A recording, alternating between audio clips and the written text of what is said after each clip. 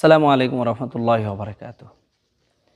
সম্মানিত রোজাদার ভাই বোনেরা, যে যেখান থেকে আমাকে দেখছেন সবাইকে জানাই পবিত্র মাহে রমজানুল মোবারকের শুভেচ্ছা অভিনন্দন। আশা করি সকলে ভালো আছেন।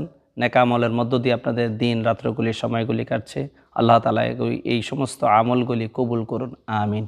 একটি গুরুত্বপূর্ণ মাসআলা, রমজানের দিনের বেলায় তৈল ব্যবহার করলে কোনো রোজার কোনো ক্ষতি হবে কিনা? না। যে সমস্ত ভাই বোনদের তৈল ব্যবহার করার অভ্যাস আছে, আপনারা রমজানের দিনের বেলায় মাহে রমজানে শরীরে তৈল ব্যবহার করতে পারবেন।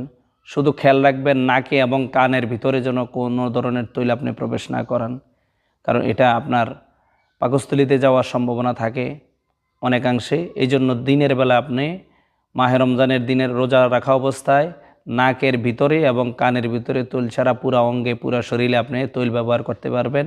এর দ্বারা রোজা নষ্ট হবে না। আরেকটি মাসালা অনেক